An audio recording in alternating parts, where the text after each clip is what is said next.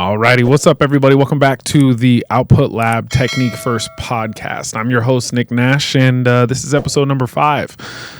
Let's get into it. So, episode number 5.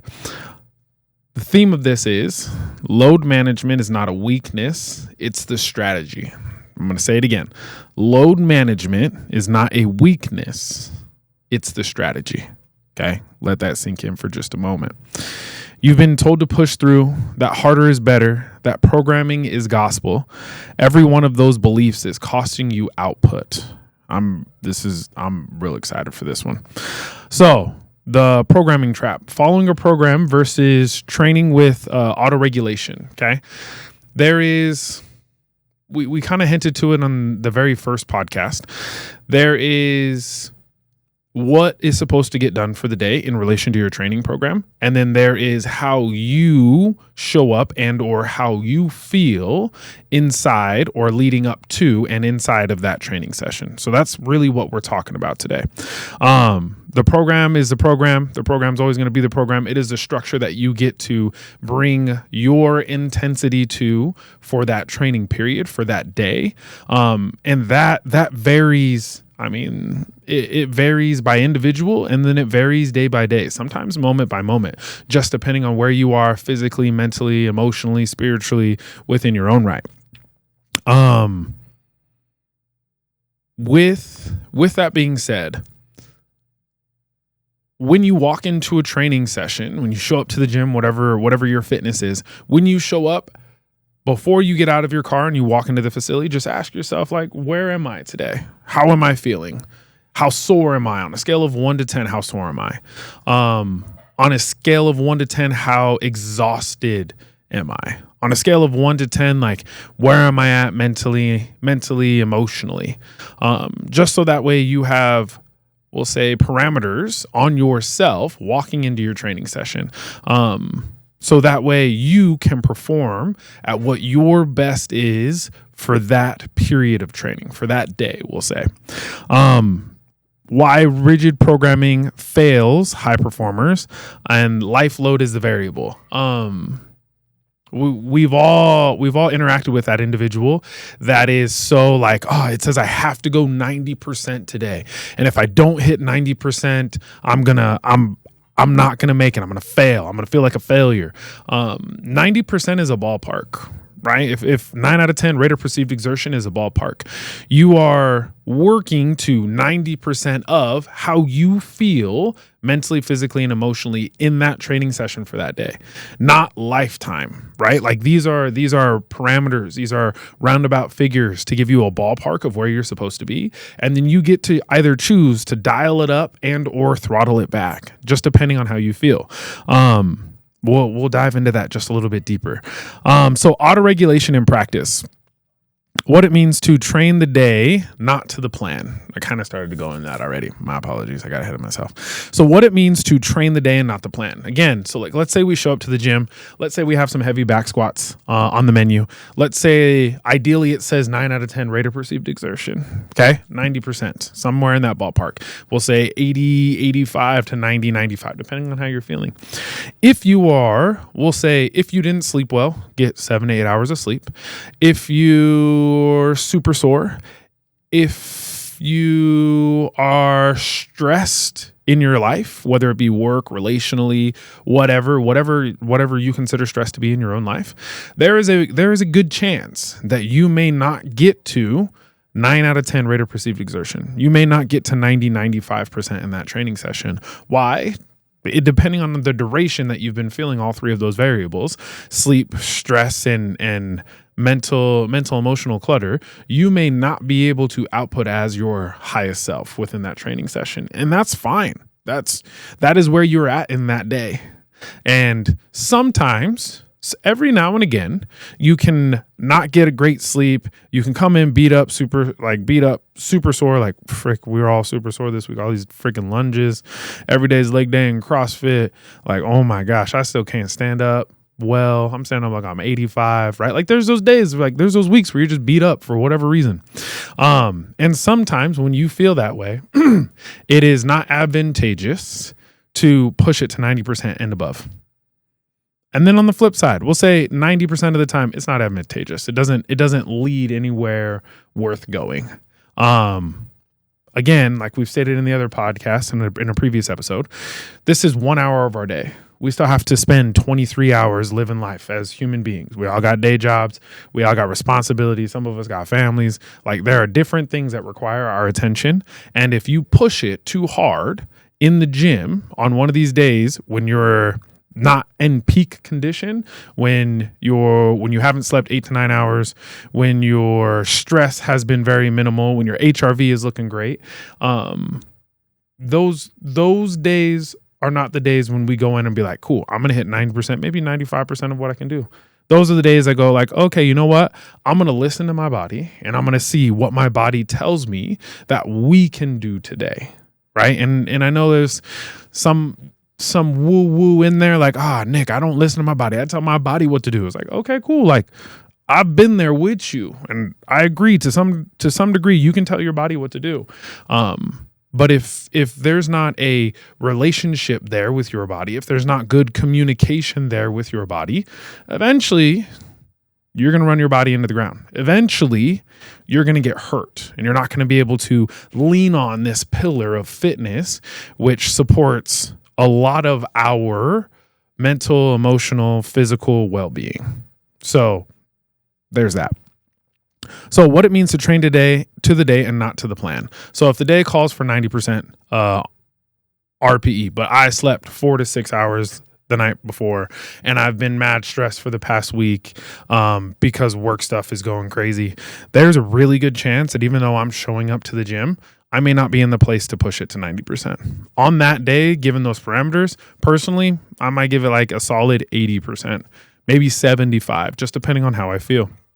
And this is irregardless of if you have any sort of tweaks and or strains, right? So like, let's say you were working out and you tweaked your hamstring for whatever reason. Say you was doing some running, you was trying to run off fast and you tweaked your hamstring. When you tweak a muscle, you can work it out sometimes. But in the parameters of 90% back squat and I tweaked my hamstring, let's say 2 days ago, that means cool, maybe I'm just getting up to 70%. Or maybe I do a set and that set tells me like, hey, like my body says, hey bro, like maybe we can stay here, but if you put any more weight on here, we ain't gonna be happy about it. Right? These are the instances when you have to know yourself as an athlete, as an individual, and then you have to understand that it's not always worth it to push, right? So training to the day, how you feel, your HRV walking in, your sleep stress, the quality of sleep that you've been getting, the quality, quantity, regularity, and timing, QQRT. Shout out Huberman. That episode with Matthew Walker is absolutely fire. If you're curious about sleep hygiene, please check out Andrew Huberman and Matthew Walker. They have a whole 8-part series and everything they talk about in relation to sleep makes so much sense. But let's say your sleep is trash, and you're stressed out beyond belief. Like those are the days when you are just there to move. And it's a phrase that you hear. It's like, hey bro, like, I've noticed some things going on with you. You're just here to move. You're not here to push the envelope today. You're getting better is making it through this training session and not getting hurt. Okay. So that is how we train to the day and not to the plan. Okay. By listening to our bodies, essentially. Readiness markers. I already kind of touched on some of them. Sleep.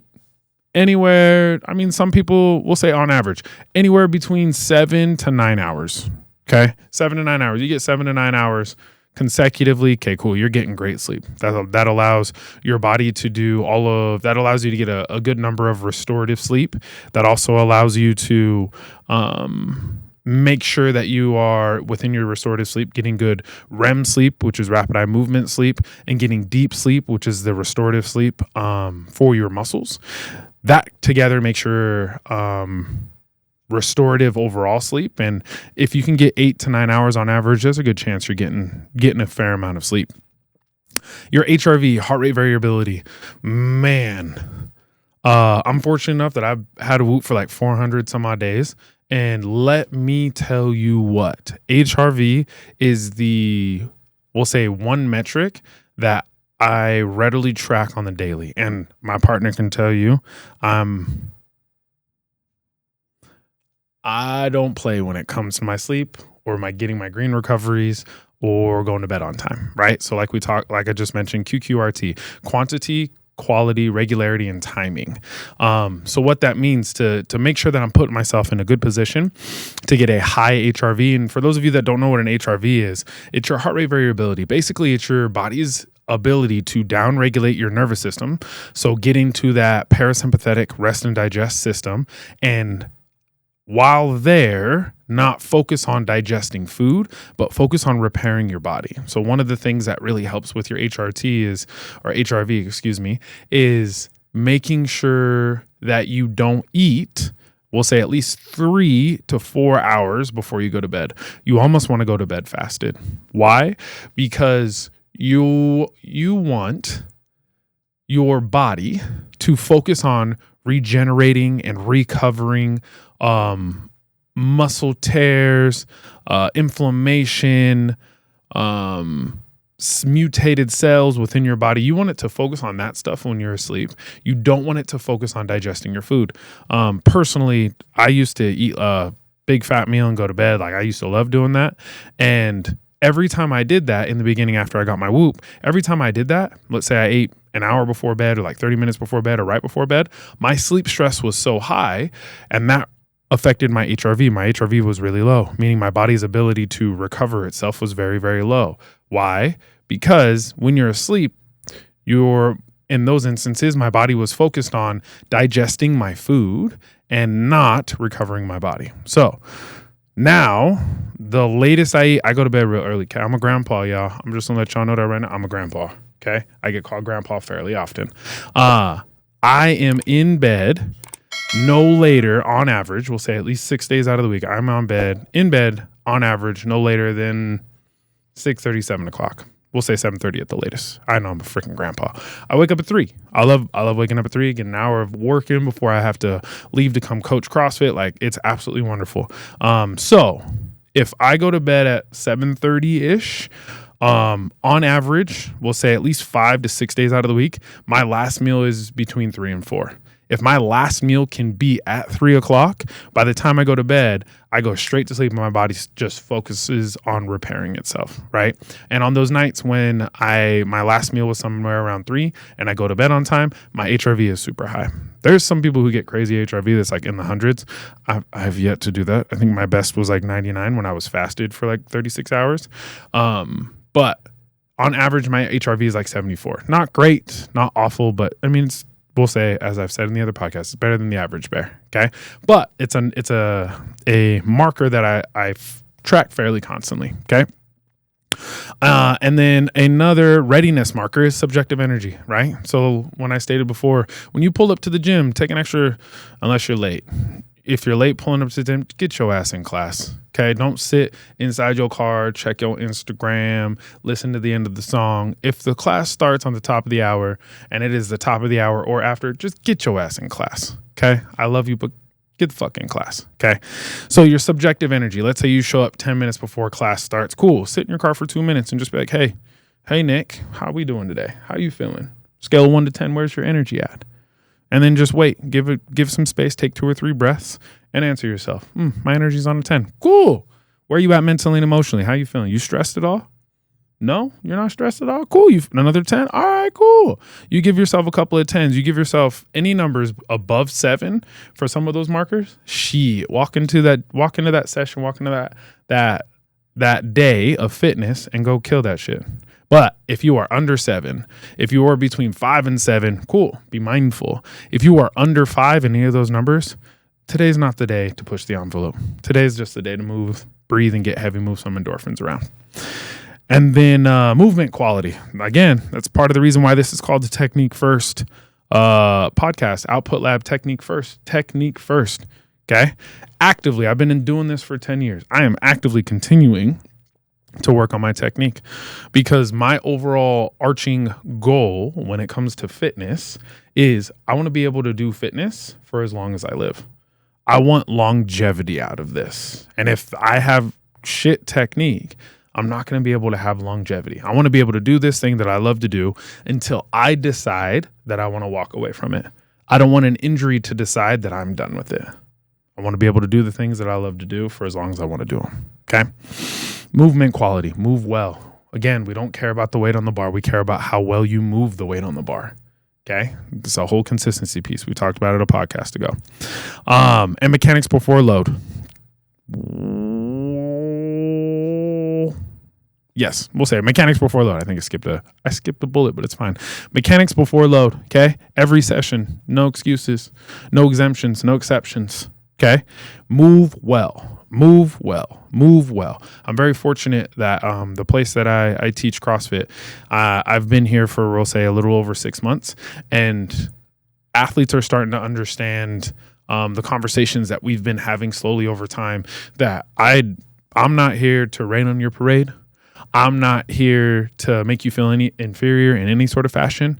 My job is to make sure that you move well. Because if you move well, I've seen it. I know the bigger numbers are coming.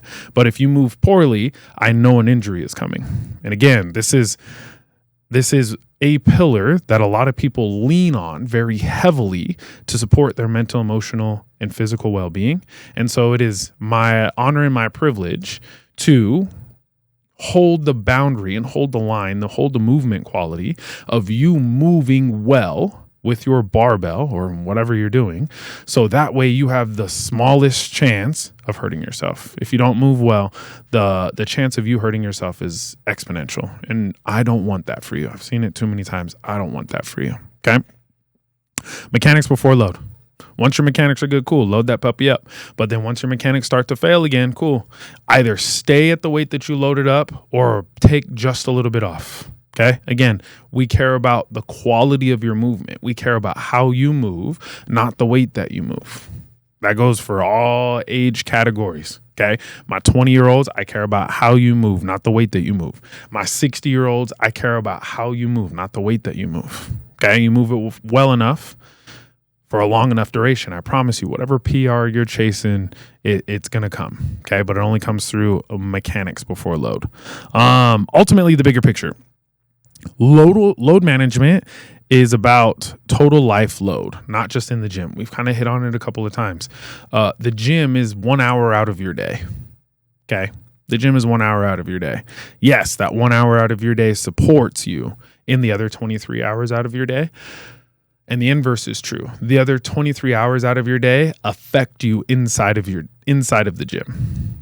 If you have a lot of things that you're dealing with, if you have a lot of balls or plates that you're trying to keep from falling, balls that you're juggling outside of the gym and they're stressing you out, that will affect you inside of the gym. Okay. Whether you consciously know it or not, it will affect you. Okay. And so that's part of keeping a tab on yourself and keeping that awareness with yourself and having that conversation with yourself. When you show up to the gym, be like, okay, cool. Where am I at?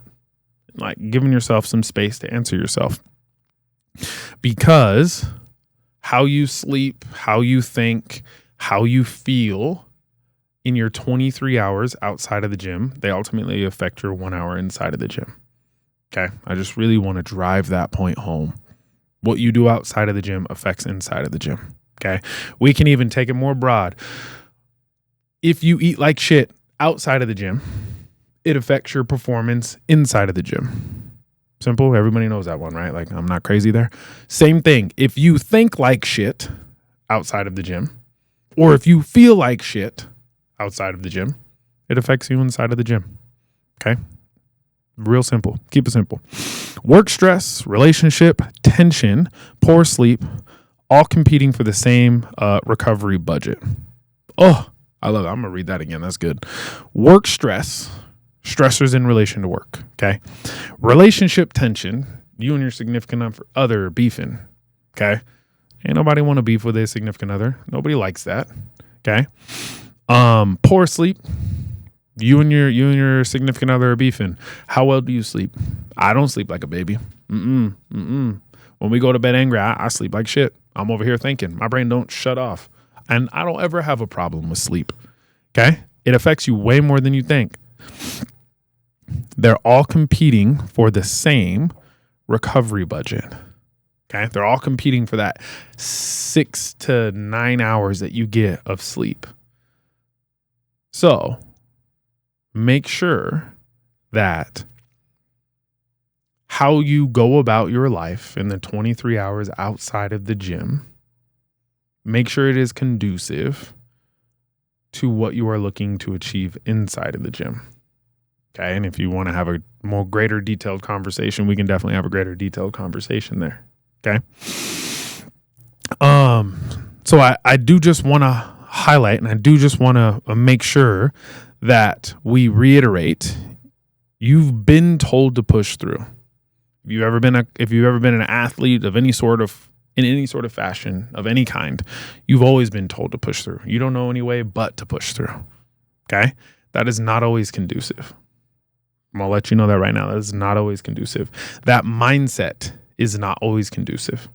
It serves you at a point and in a certain time, but that is not every point, and that is not every time. Okay. You've been told that harder is better. And yes, some merit, like that harder, right? Intensity is what stimulates adaptation inside of the body.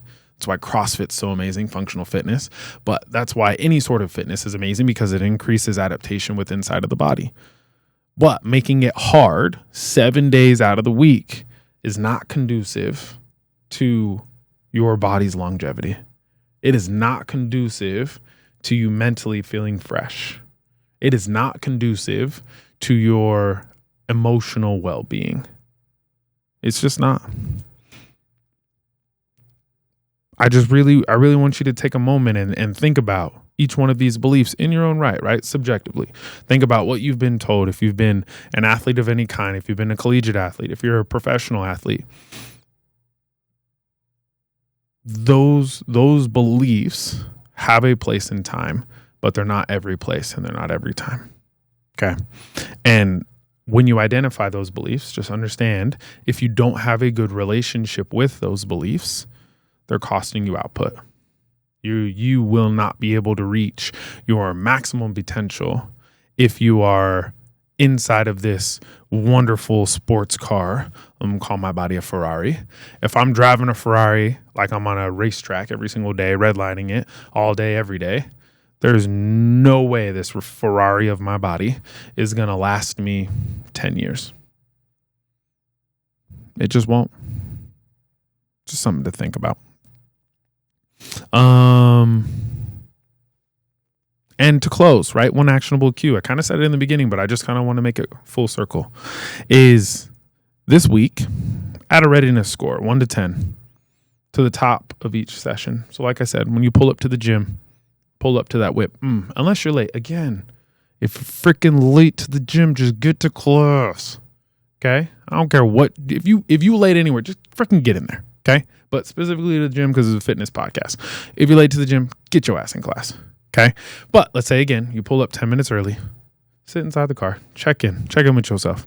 Be like, Nick, okay, cool. How you feeling today physically? Be like, you know what, Nick? I'm trashed, bro. I ain't even gonna lie to you. I can't feel my legs. My glutes hurt when I think about them, not even when I move them.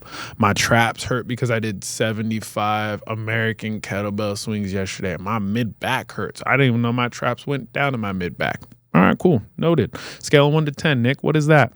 We'll call that a 7. Cool. Mentally, how you doing? What's stressing you out? Are you and your partner good? Yeah, we good. Are you good in the workspace? Yep. Or how are your financials? They're fine. Okay, cool. Mentally, what are you at? 1 to 10. We'll say a 10. Perfect. Emotionally, how we doing? Sounds like you're doing good. You sound good and chipper. Are you good? 1 to 10. What are we at? We're at a 10. Cool. 2 10s and a 7. Listen to your body. Go push the envelope. So it's just something I want you to think about, right? Take the time. Be intentional with it. And then in closing, episode 6 is the soft tissue piece. What it is, what it isn't, and why it's the most skipped layer, but also why it's the most important layer. So yeah, this is episode number 5 of the Output Lab Technique First podcast. My name is Nick Nash. I'm your host. And if you enjoyed this at all, please share it with somebody. That's all I'll ask. Share it with somebody. Thank you for your time.